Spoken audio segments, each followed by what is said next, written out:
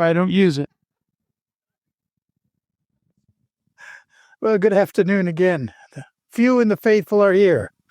As we know, there'll be some more straggling in. Oh, yes, they keep coming. I see them. Well, it's Thursday already, and we've learned a lot in a few days here. Sandra, thank you. I also didn't mention when I introduced her the other day, if some of you have heard of our school in Tampa, Florida. It's a unique institution. I don't know if Sandra wants to talk a little more about it. I really don't know a lot about it. I've been there once to go see what was going on, but it's been one of the very positive, I call it an experiment, in our Adventist school system. And I'd like Sandra to talk about that a little bit today. It would be kind of interesting. Yeah. So let's have a word of prayer, and we'll get started with our topic today. Father, we're blessed today to have these attendees and pray for those on their way that you'll bring them here safely. Father, it's a blessing this week to have our minds open to new thoughts and ideas and new strategies that we can try in our classes. Father, we pray that we'll continue to grow in our knowledge. And most importantly, Father, may we continue to grow in our desire to present you in a unique way, in a way that will be understood, in a way that we'll hold on to and want to tell others. In Jesus' name we pray, amen. Amen. Yeah, sure. I will tell you a little bit about North Tampa Christian Academy. So in 2017, I was asked to be the founding head of this school, which actually became the fastest growing Adventist school. There was not a school in that particular town, and we now have 650 students, and we intend on having 1,000 probably within the next couple of years. And I don't think 650 includes the early childhood, but it's a very different model. What happened was there was a school in Tampa, Florida. The school had, welcome. I've been asked to tell a little bit about an innovative school that I started in Tampa, Florida. So that's what I'm doing now. It went from no students to 650, and it should be 1,000 when we get a few more buildings in there. But anyway, so there was a school in Tampa, an Adventist school, and there was some very good teachers there, but the buildings were crumbling, and it was not in a good area of town. It was not in a safe area of town. And Advent Health, the hospital system there, wanted to attract corporate level people to the area, but whenever they went by this crumbling school, they didn't want to live there because they didn't want to put their kids in the crumbling school. So they asked a gentleman by the name of Michael Gilkey, a lawyer that worked in some capacity, to investigate the area and decide what would be the best place to put a school that would attract high-level families, and they wanted to do a very different model. So he did a lot of research and realized that there was going to be a real population explosion, and plus it was central to a number of Adventist schools in Wesley Chapel, Florida. That's the name of the town, Wesley Chapel. So it was decided to put the school there. Well, one miraculous thing that happened was this Michael Gilkey did not know that much about education. He started researching about innovative education, and he started researching about architectural design for innovative schools. And he found that there was a man by the name of Prakash Nair from Fielding Nair International that had designed schools all over the world, in China, in India, everywhere. Beautiful schools that were designed in a way that would promote bringing the outdoors in, very bright, and it would promote the kinds of learning that we're doing here, cooperative learning. And so he thought, boy, if I could ever get a hold of the guy that is doing all this, but I don't know if he'll even give me an audience. His name is Prakash Nair. He didn't even know where he lived. So he emailed Prakash Nair and instantly got an email back. And to his shock, Prakash Nair was not only living in Florida, he was living in the next town from Wesley Chapel. And he said, I'll be at your house tomorrow.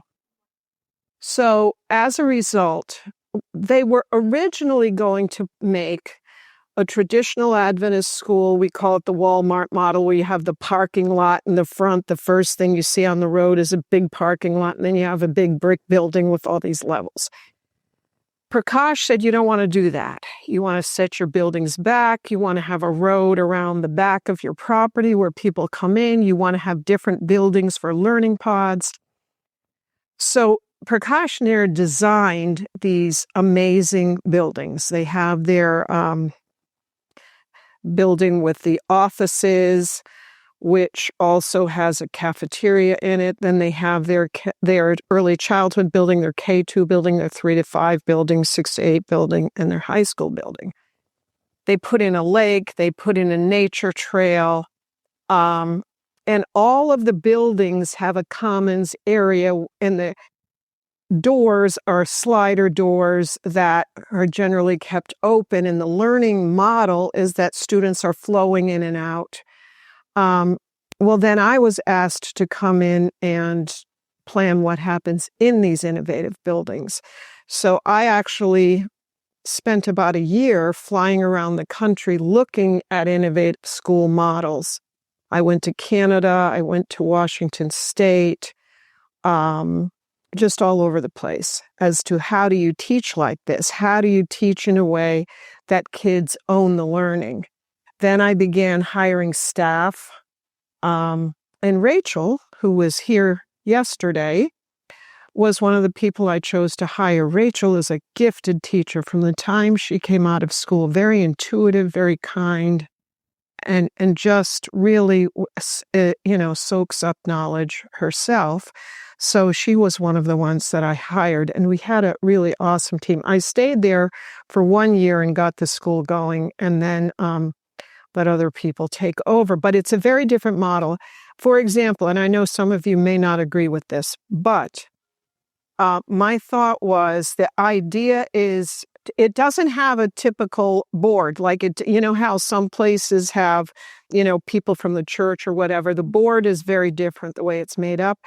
But I decided, since they really wanted to attract people in the community more than you would at your typical Adventist school. So I decided that I'm not going to make jewelry an issue, because if I'm attracting people in from the community, I want the staff to hold the highest standard. But for a person who maybe doesn't even know Christ, I didn't want the thing that they're going to remember us by, that your kid can't have a dot in their ear. So it's a very different kind of a school. You'll see kids there wearing jewelry.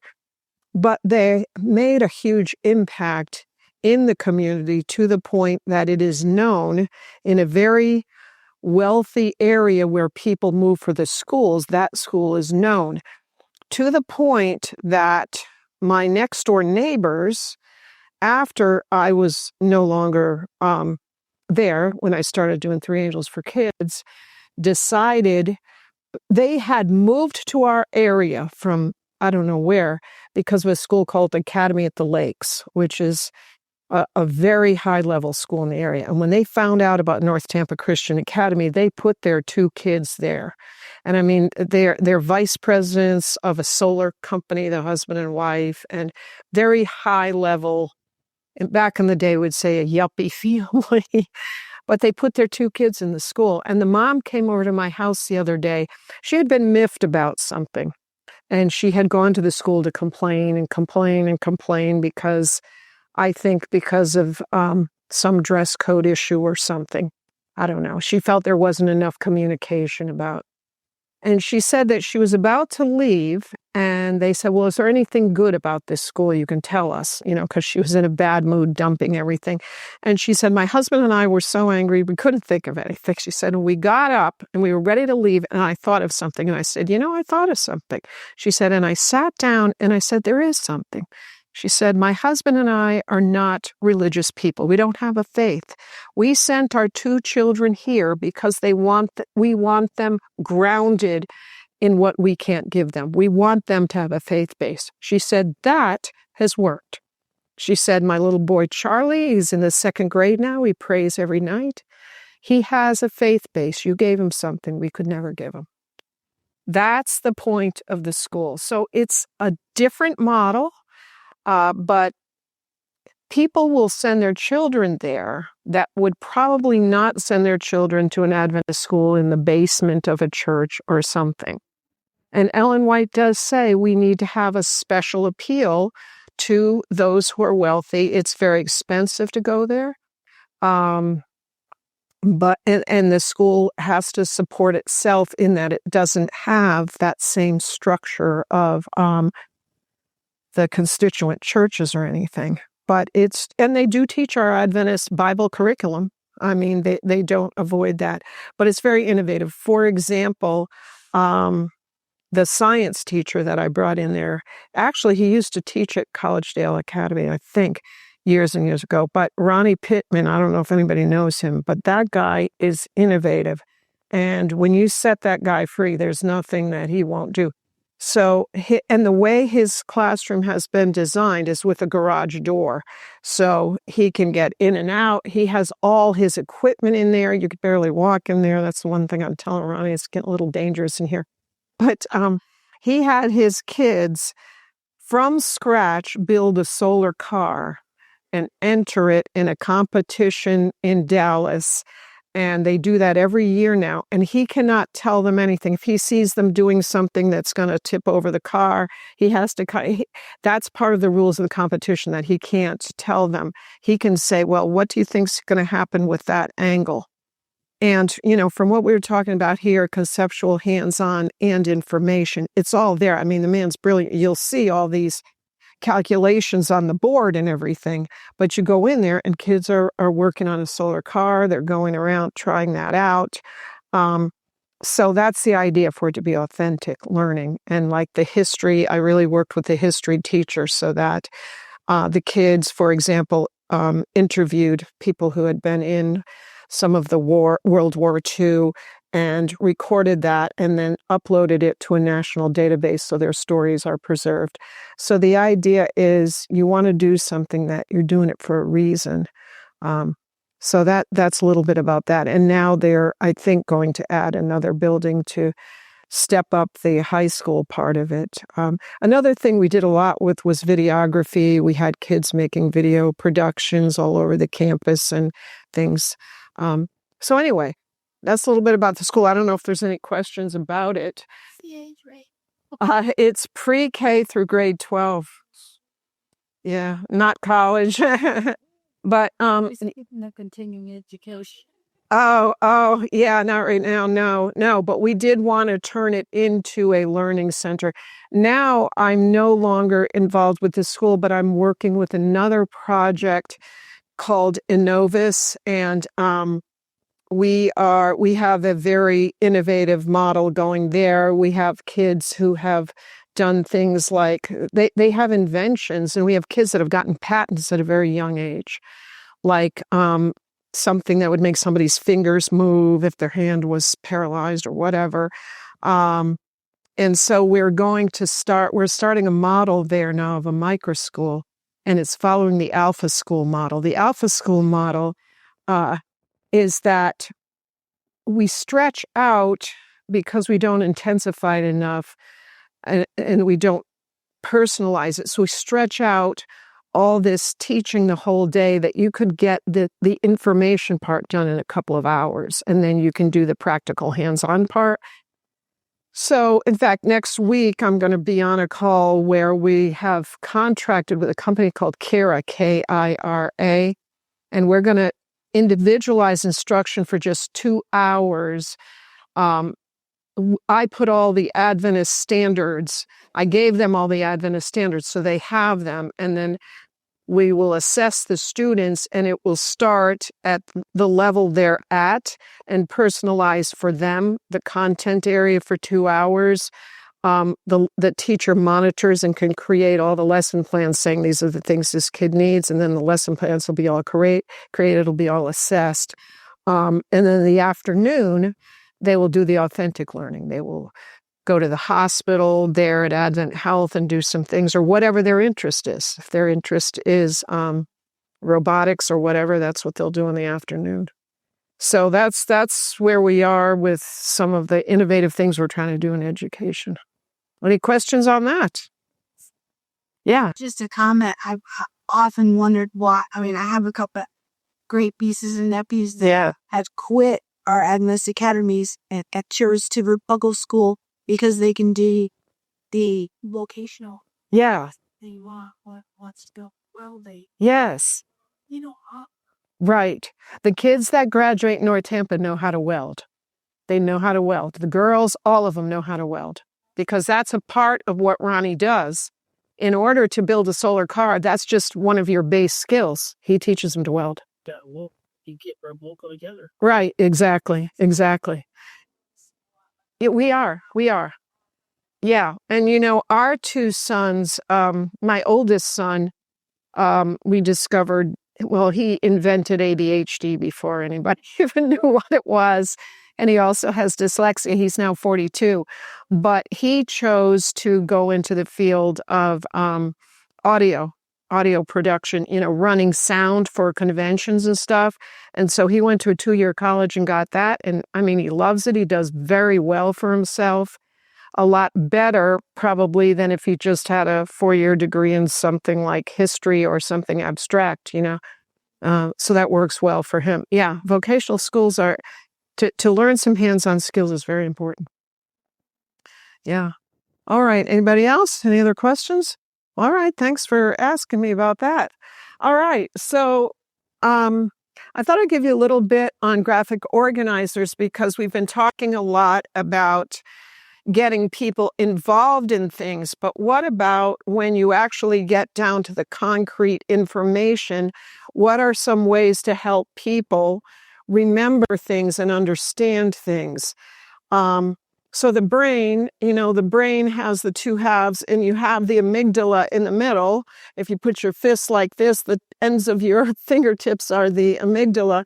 That's the emotional base. And in order for something to go into long-term memory, it has to have an emotional component. If you don't believe that, think about your memories of your childhood. What do you remember? Sometime when you were very happy or very sad or something. So that's why we do a lot of these activities that I've given you so far, because there's an emotional component and you want that. Well, then when you get to the factual part, you need a hook to hang it in your brain. If you have no reference point, you're going to be confused and it's just not going to stay there. It has to connect to something. So that's why these graphic organizers help. The other thing is, if you're a teacher, if you're teaching something, your goal is for people to master the material. You're not there to trick them. There are teachers that don't get that. And my response to that is, are you a coach or a goalie?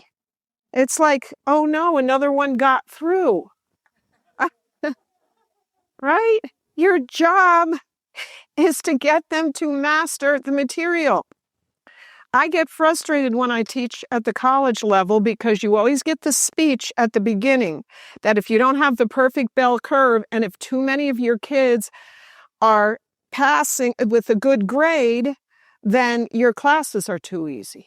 You're hiring me to teach. And when I teach a class myself, I make sure people master the material. But when I was at Boston University, they would have a final test. It was multiple choice, and they would analyze it.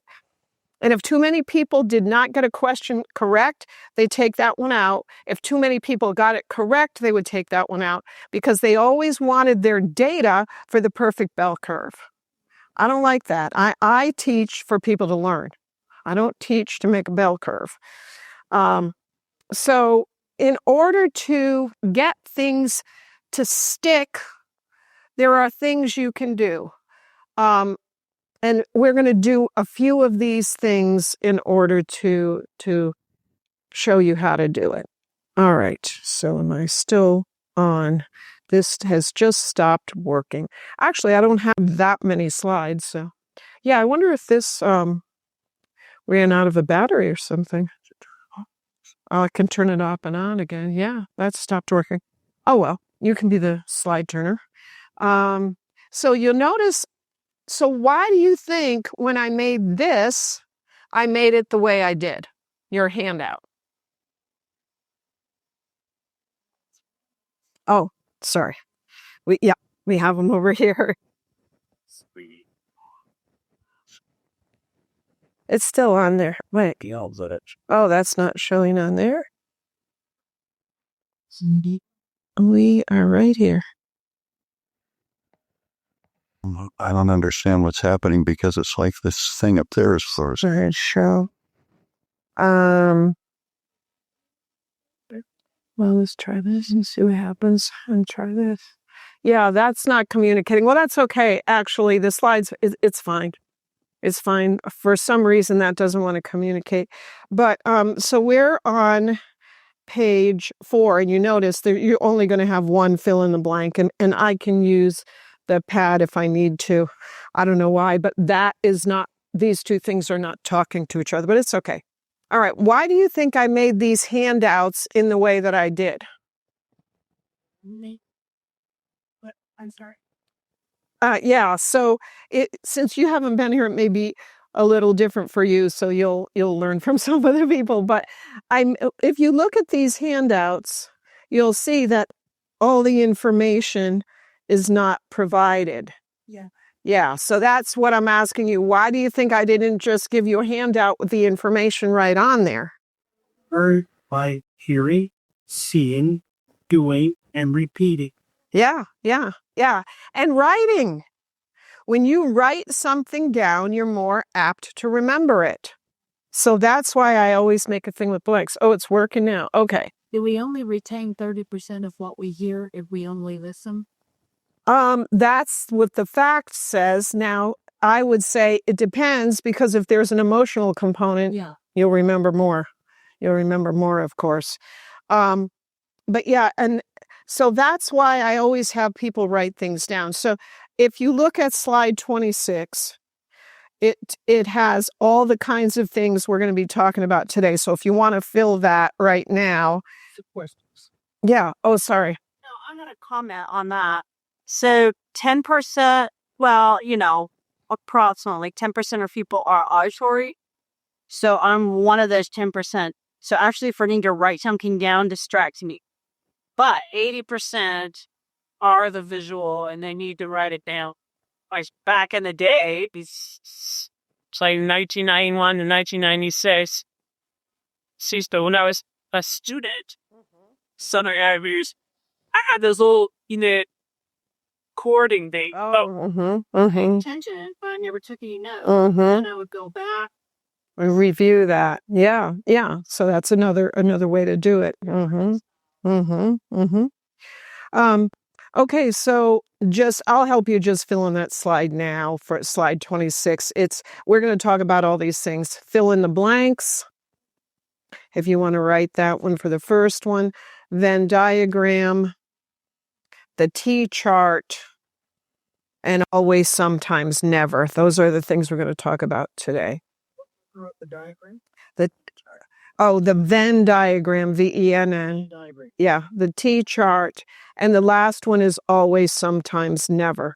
Those are the 4 things we're going to talk about. What I didn't put on here, another strategy that's really, really proven to be very effective, is the interactive notebook. So really the worst kind of teaching is for somebody to just drone on from the front. Slides have shown that of their brains, that they're the only brain that's lighting up when they do that. So people really enjoy doing it because their whole brain is lighting up. But if you are taking notes, you're going to learn more. But what's most effective is the interactive notebooks, where you write the facts on the left side, and on the right side you respond to the facts, because then you're putting an emotional component into it. So people are going to learn. But anyway, so that's why I just gave you this fill in the blanks thing here. So I'm going to give you a little assignment now, just to see how this can work for you. And I'm going to put you in groups. If you're new, you'll be with people stand if you've been here all 3 days before today. All right. These are important people. So you want to be in a group with one of these people. Um, I'll have you stay standing if you don't mind, because they're going to have to. Okay, how many are standing? 1, 2, 3, 4, 5. And how many are seated? 1, 2. He's not a group. 1, 2, 3, 4, 5, 6, 7, 8. Okay, so it'll be 2 to 3 people in a group. What I would like you to do is go through this graphic organizer, since you took notes on it, review it with people so that they can fill in the blanks, and then kind of test one another on it after you teach it to them and see how you do. So in other words, you may say a genuine question is a question that you really want an answer for. Imagine that. An open-ended question. And then later you can see how much they know about it. So just do a little review with people. And if people don't have this, so choose somebody that was here the whole time and go with them to review. Sure, Jim. Mike. Yeah. Where you at? Did you get this? How about Bruno? Yeah. Hey, welcome.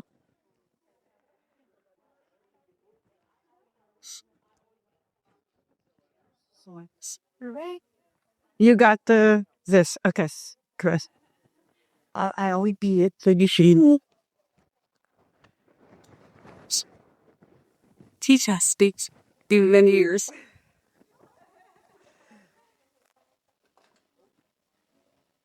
We had a chair like that yesterday. Skit. No, I'm just checking the time, how long I'm giving him to do the tale. Restart the feed. Is it the So, earshot? sorry, to the think the big idea is to go back through the paper and have them fill in the blanks that I've. Yes, and then Okay. and then you can kind of review each other and see if you understand it. Yes. Okay. Yeah. No, they won't. You don't teach kids. Blanks doesn't do anything. You're teaching it to us. Just That's okay.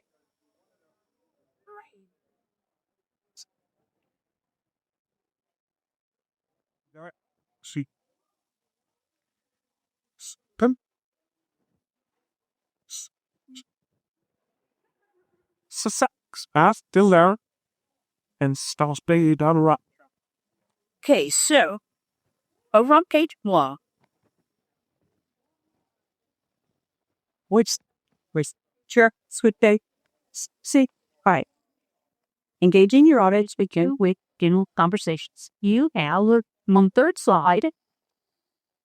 The whole class invite the people. It like giving and take.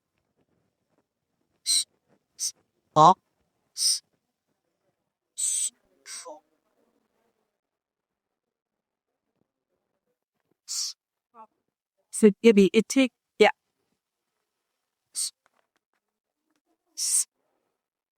It's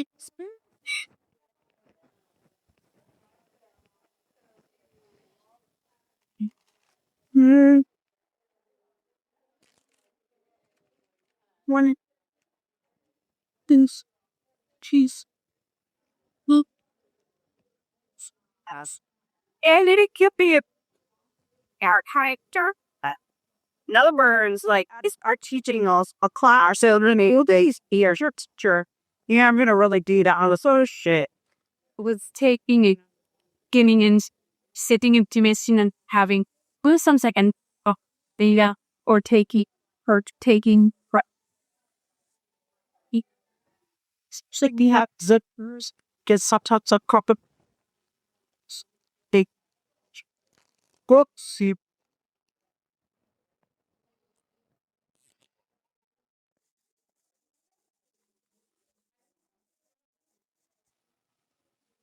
See.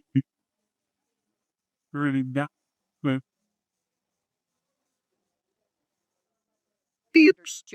Find what their every day has got. in New York brush. And then she said, white people have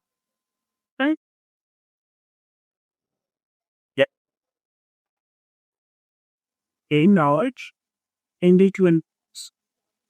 Curiosity was the one not to expert looking for. You're not happy that you asked it, but because you really want to know an online big question. Parents, was the light. How are you? They want yes. We're not asking for anything, and they were able to be nothing opener. But when they say, how are you? I say, then take my question. That they. You know, because I'm staff, I just had this potluck, and this is the.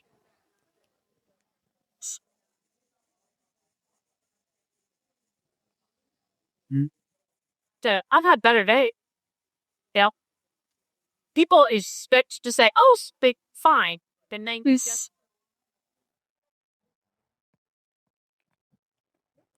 Good. Hey. Guys, Try to stay focused in this group because we're going to. Not just you. curiosity. I know. But we has some other stuff we're going to do. So stay on task, please.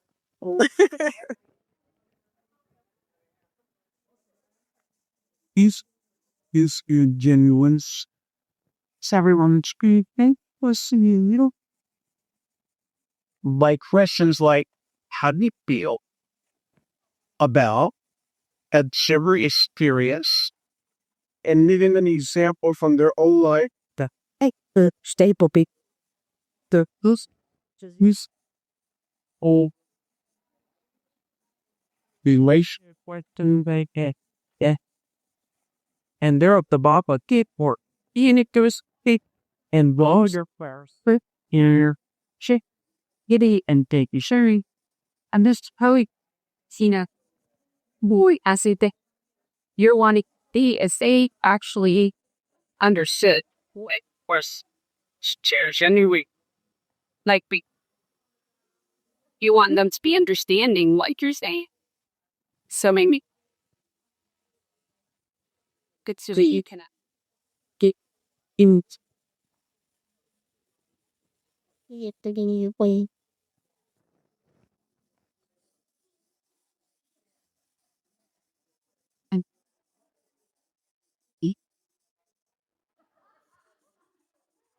And summary hard for me if I had been taught by I could be or I would start it.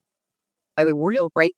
It would they taught them with like and I had them teaching it. That's she's in the second from AKUBB.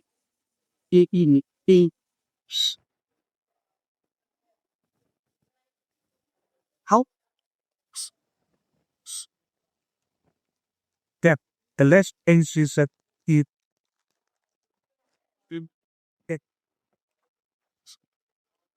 being is the that we did they see this is okay. Well, how do we know? System rushes what we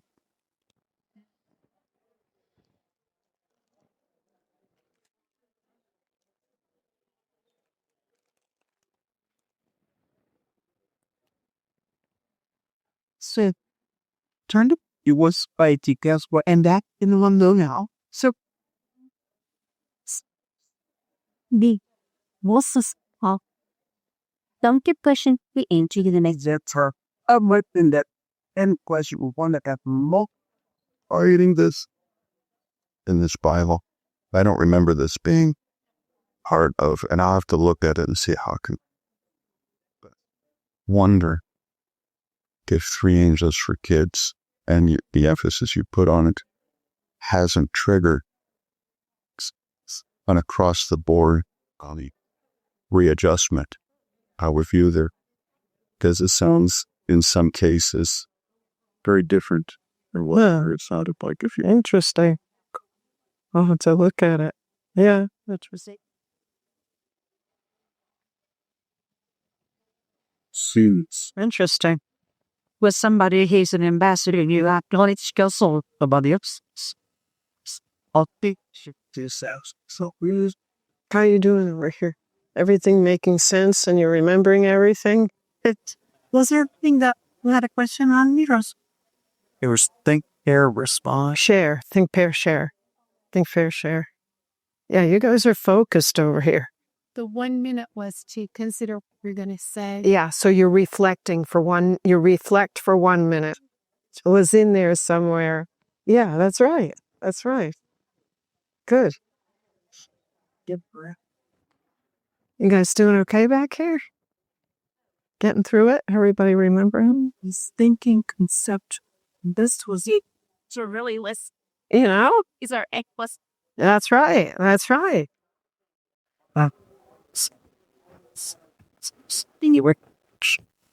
Or there's something that you don't meet with inch. You already know basic, and you're just more one. Just use it on that one. It's like you made your mind. It's like you need you. You guys doing okay? You still on day 1?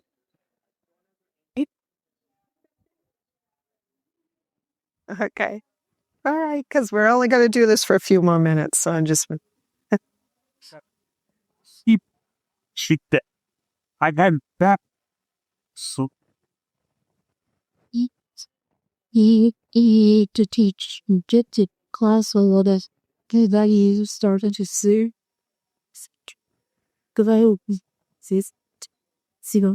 See, this is the start question. Either up to the gig says store. Had it in Saturday, but somebody asks what time, and they no, and they got the answer. Speech. We should just teach. I just decided to put this little thing in. I just decided to put this little part in, and everyone was so into it, they could be doing it the whole time. Yourselves. Sandra Doran.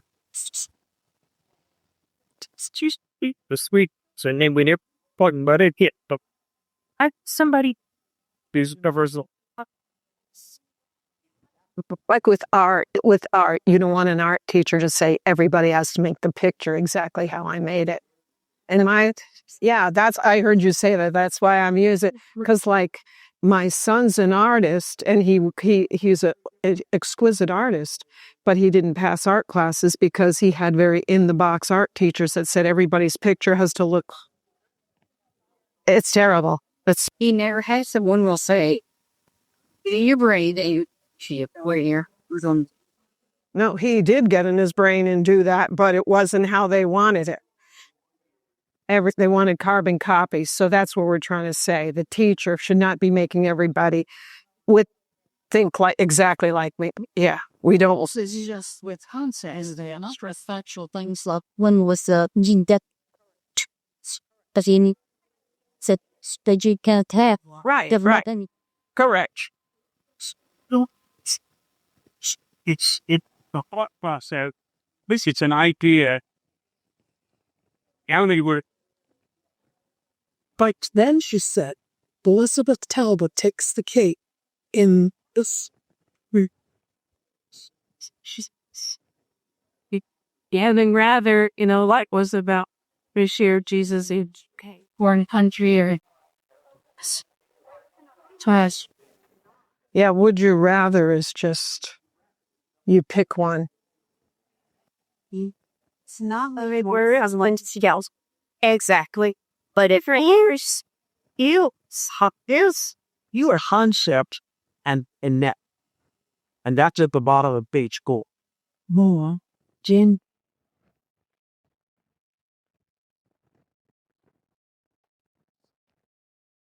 And then Angelin say is will people swing.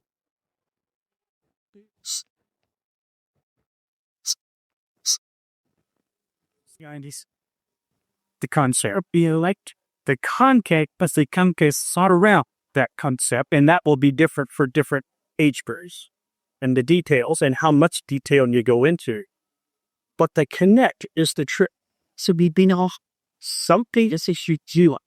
Okay, if people clear, well, If we're really into it, you would just went through and reviewed everything, and you got it. Yeah, for us, they were here every day but one. So our just on that one day, mostly in yesterday. Yeah.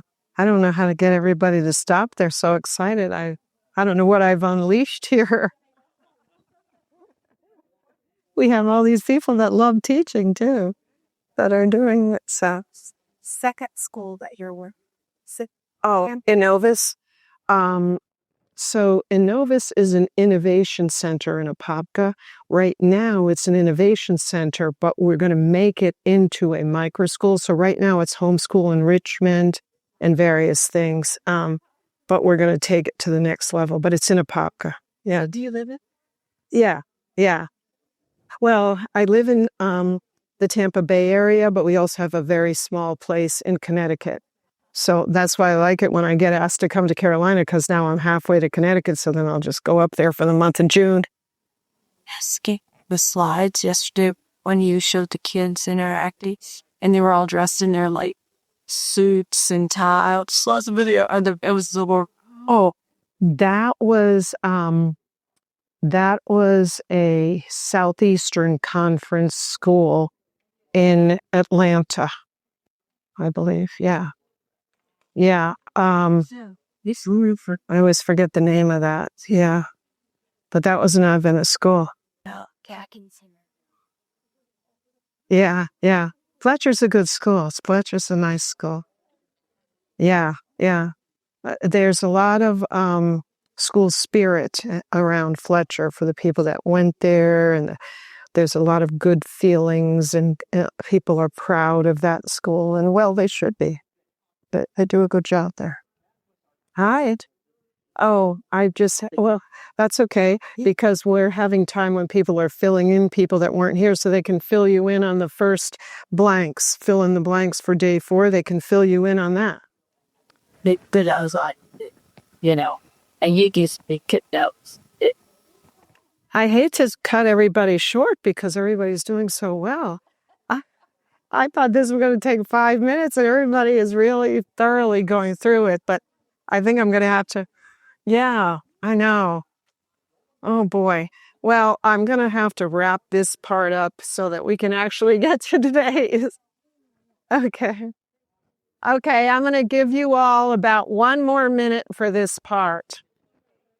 1 more minute for this part. What happening? But then I can't teach you any of the new stuff.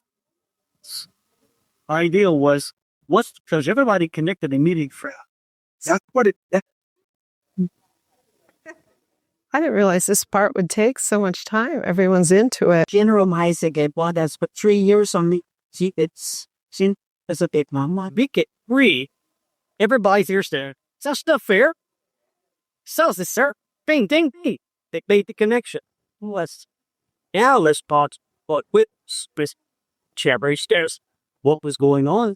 Let's now website. There's, yeah, and that was from yesterday. You can just stick it in. Oh. She's right. Oh. When I said we're going to have 1 more minute, you said that's not fair. But you were talking about something else, and I said, well, we have other things to talk about. Right. He just got it. You two know each other from way back, or what? He can read your mind. Oh, jeez. No, Oh. we didn't know each other. I've seen him at men's retreat. Oh. And I read part of his line. He writes in a paper from Lake Lewis. Okay. He gets, so I see his. Oh, he's famous. His fame precedes him. Or and I tell Barbara, I say, that's Max. I'm syndicated. Oh, okay. In 3 different papers. When we were getting ready to leave Andrews, we were so poor, you can't even imagine. And I got so desperate, I wrote this article called 10 Ways to Sneak in Exercise When Your Body Least Expects It. And that article got syndicated. It got picked up, and every time it was printed, I made a little money on it. So I was syndicated. And my husband now, he always says, boy, I really lucked out in marrying him because he owns the mineral rights to lands in West Virginia. And the last check he got was for 48 cents. The most he's ever gotten in a year is $3.20 or something. It was like $3.50 or something. Yeah, from mineral rights. But whenever he got the 48 cents, I think it was less than the stamp. Big minerals, you're looking at quartz? Right? But if you have mineral rights in West Virginia, that's about what you get. Yeah. No, you own a lot, but I don't know who. Correct. They're getting the money on. All right. So time to come back. I didn't realize that was going to be such a hit. Everybody getting together you guys did a wonderful job of that. I was just trying to show that if you have something written down, you recall it. And I think we proved it because everybody was teaching away here.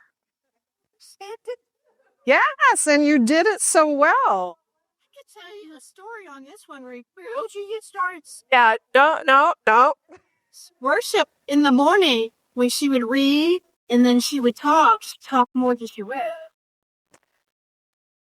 Okay, moving right along. Moving right along. So the next thing we're going to talk about is Venn diagrams. And I made something here for you as well.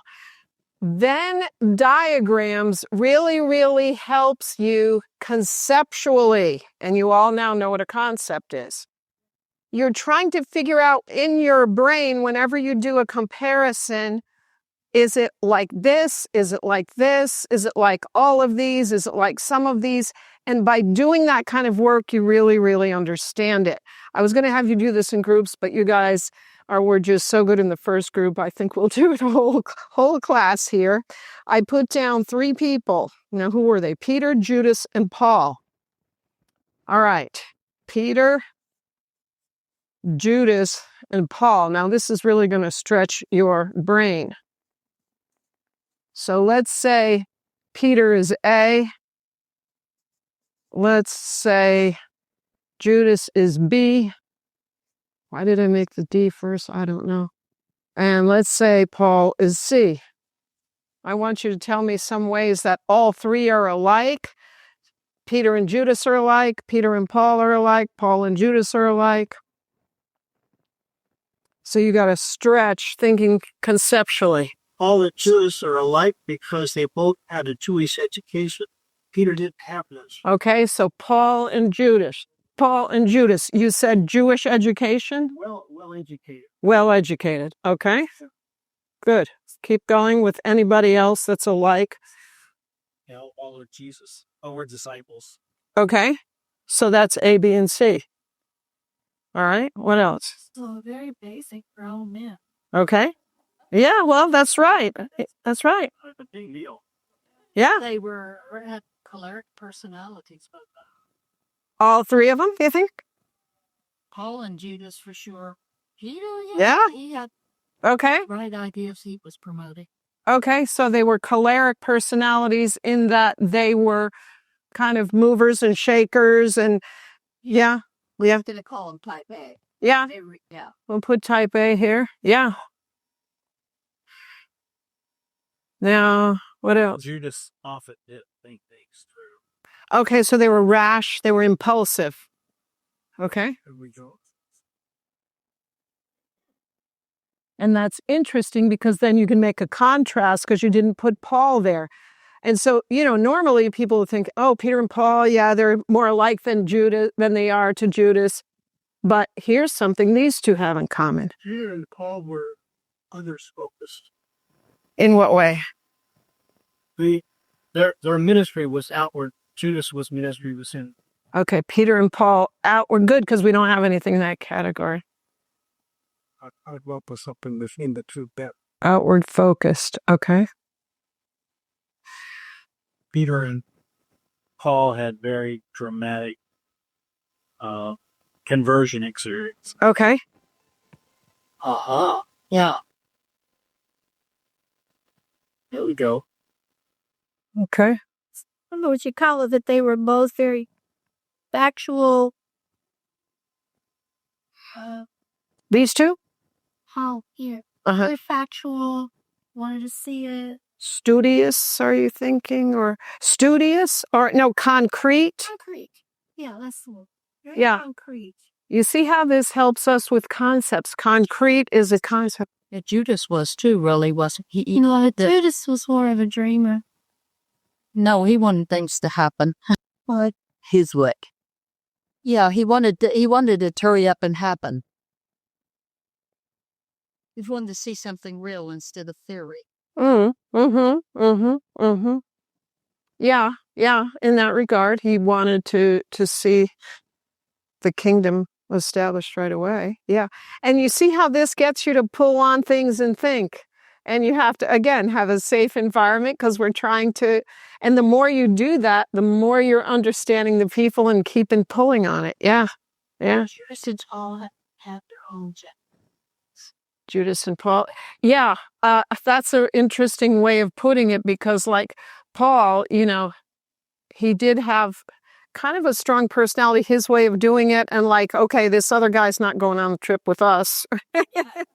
Also, when they told him to not go to Jerusalem at different points, he met puppets and they did these dramatizations of him being tied up and taken and told him not to go. And he said, no, I'm going. Yeah. And I said if he hadn't gone, he should have listened. Yeah. Yeah. So he kind of had his own agenda, as did Judas. Yeah. So Peter and Judas were both denying Christ to some. It was a little differently now, a little bit. Okay.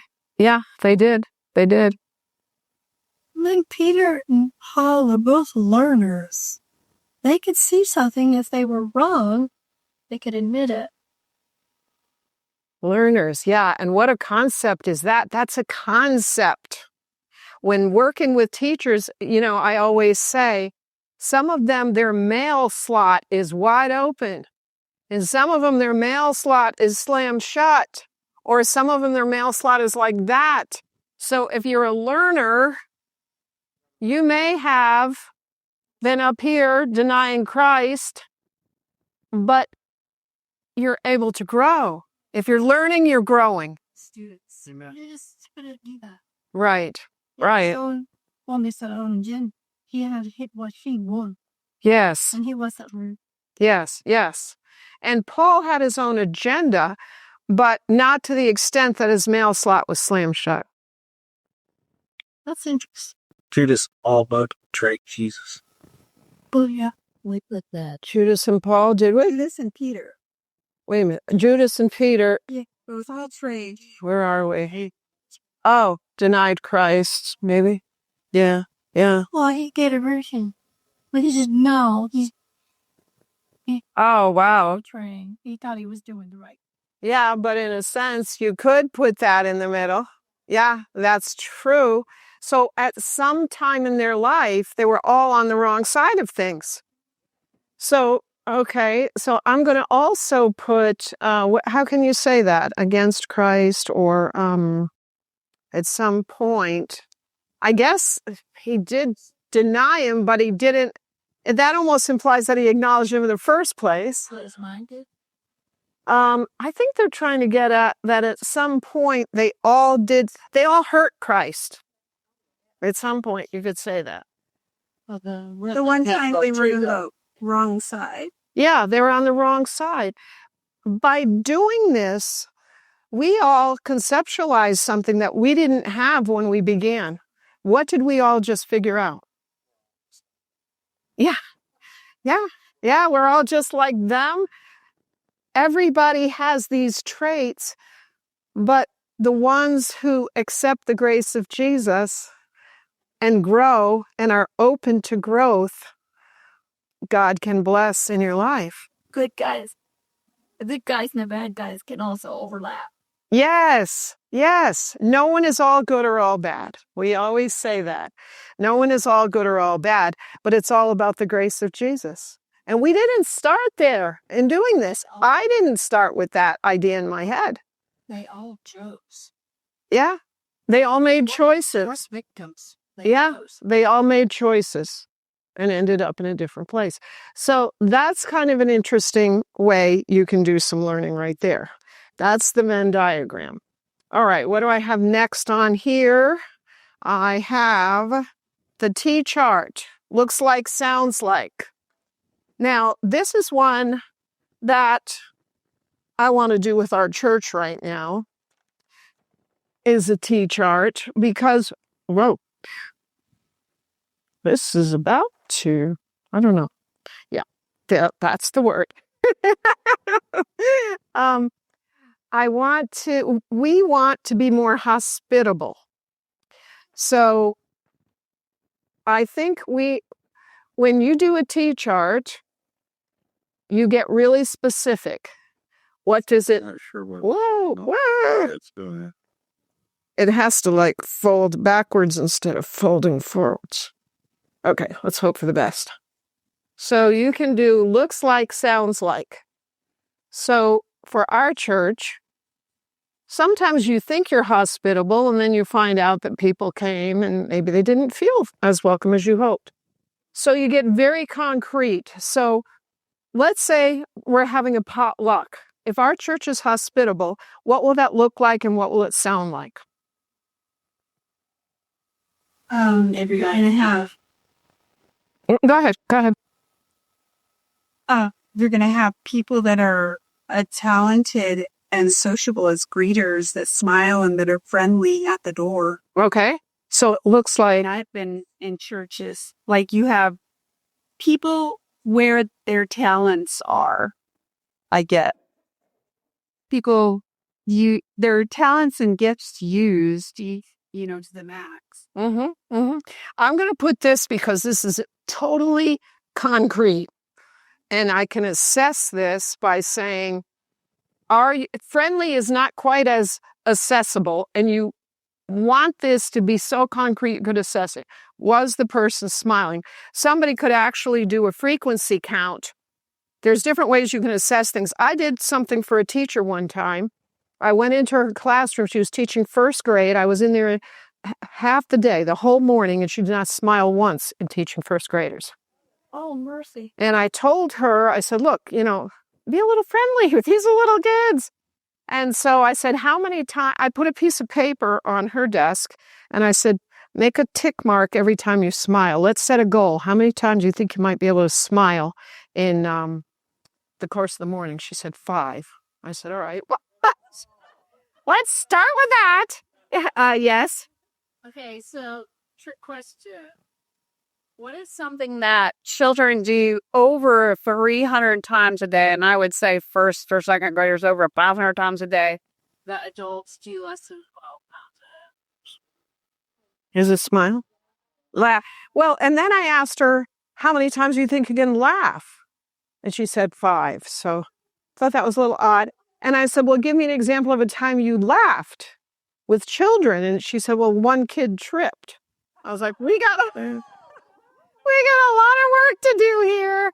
But correct. Yeah.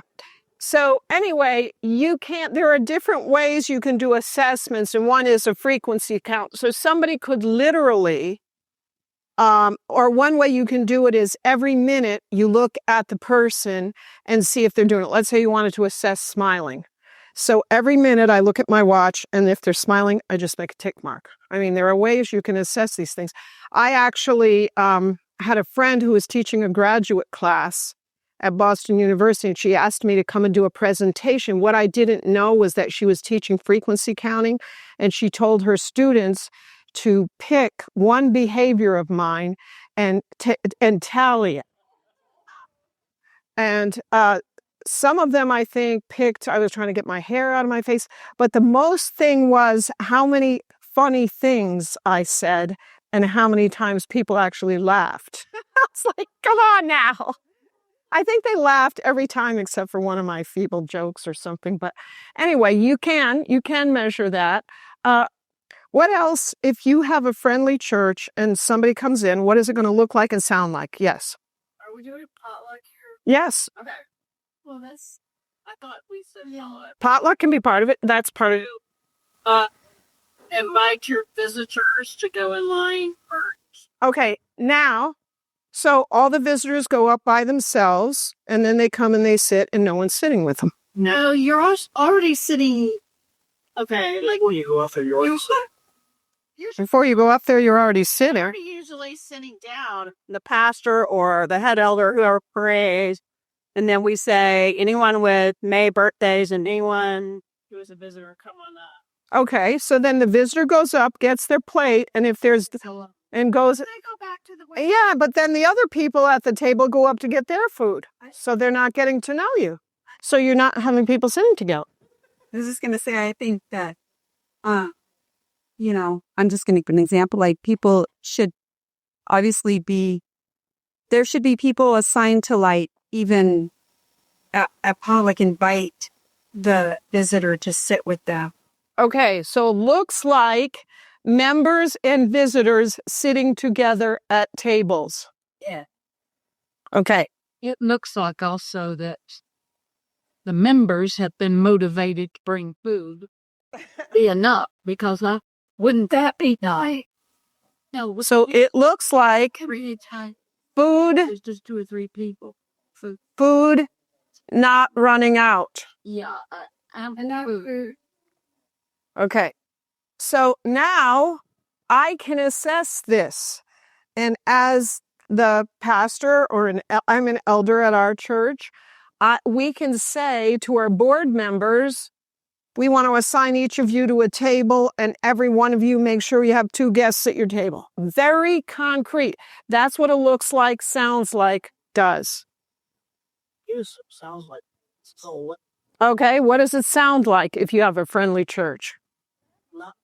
Noisy. Okay? It doesn't sound like a cemetery.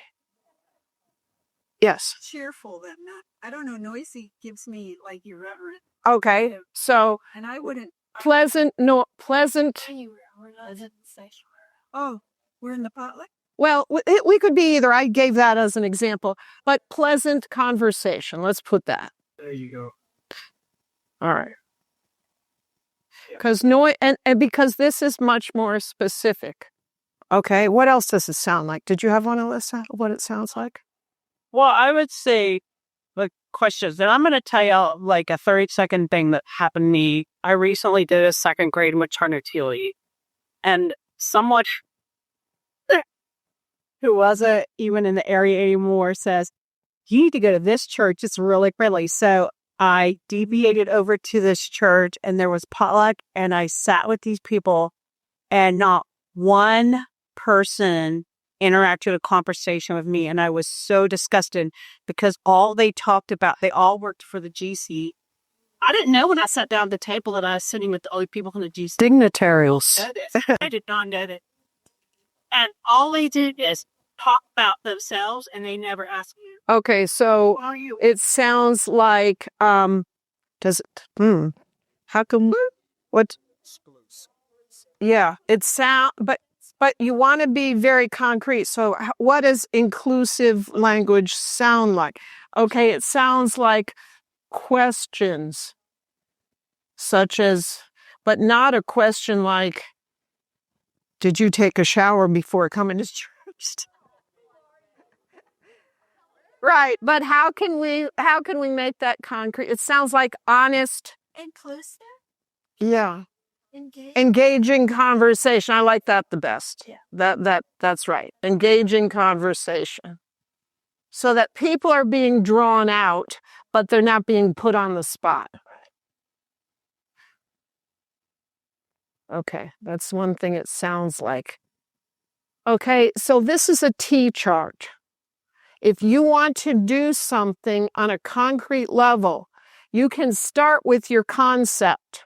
Your concept here is inclusive. Then you have to take your concept and operationalize it so that you know what it looks and sounds like in a way that you can assess it and be very concrete about it. That's a T chart. All right. What else do we have here? Oh, this one is very conceptual. And this one, people have a really hard time, and we may not always arrive at the same place. And when we come up with something, we're going to end up changing our mind. This is when you're working with concepts. This is always, sometimes, and never. Always, sometimes, and never. An interesting one to do this with is the concept of love. And you're going to think you have it figured out, and then you don't. Love always, love sometimes, and love never. Give me an always. Okay? Give me a sometimes. Okay?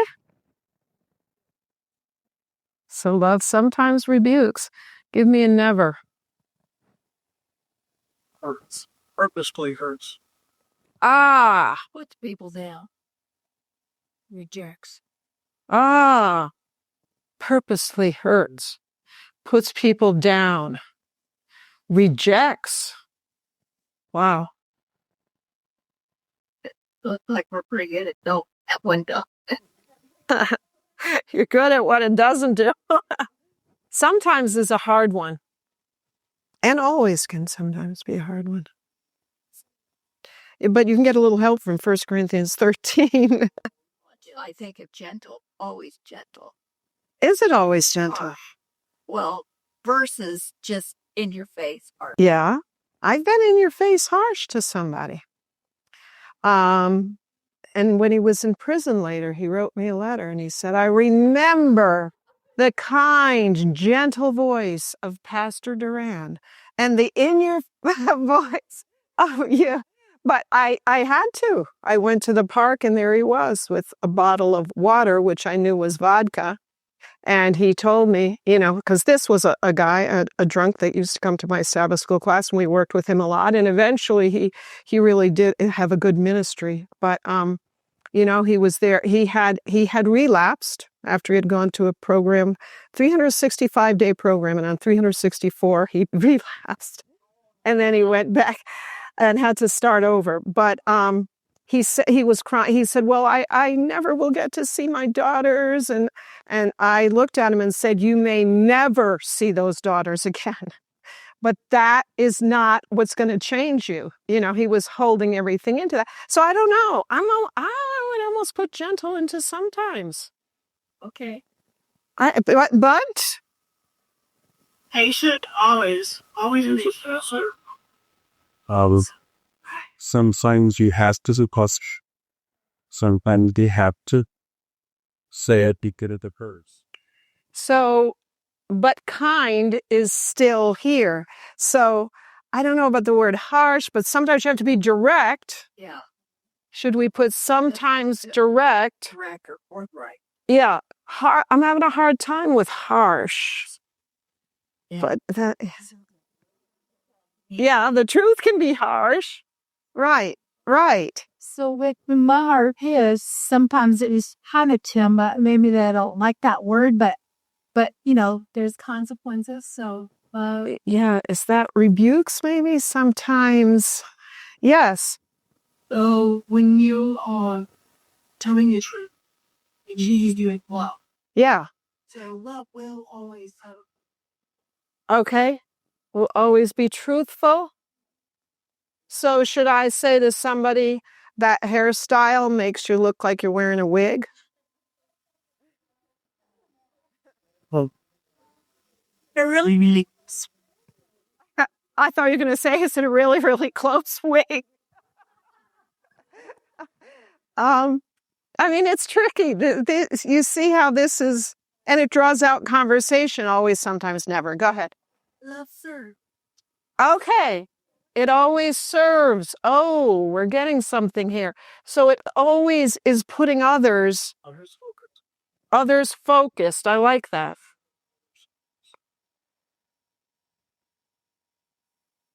Someone mentioned patient. Is it always patient? Yeah, well, it always should be, I guess. Yes. I guess was But does that? patient. Is she gonna lose action? Yeah. Should it control? I've been in Right. where the point that you have developers can't get your attention. That is true. But does that mean you're not patient? So that doesn't mean you're doing it out of impatience. You're doing it at the right time. So maybe it always. Yeah, love protects. Constant. Oh, love is constant. And the thing is, what is it protecting? Because if I tell someone very directly, you cannot do that here, I'm protecting children.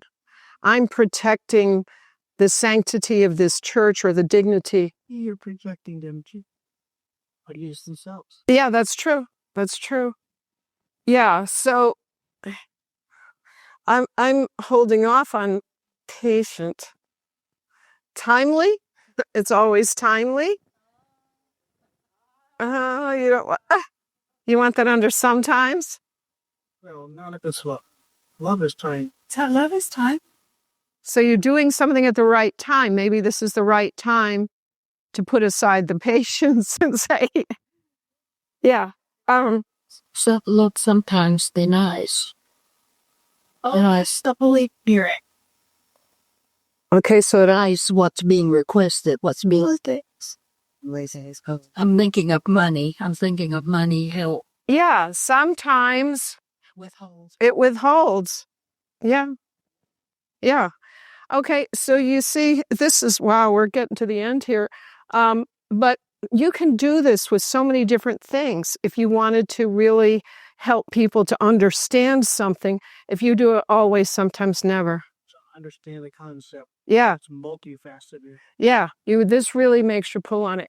So those are some graphic organizers that you can use. You can use your simple fill in the blanks. I noticed you have a paper there with a graphic organizer on it. Somebody had one from another workshop.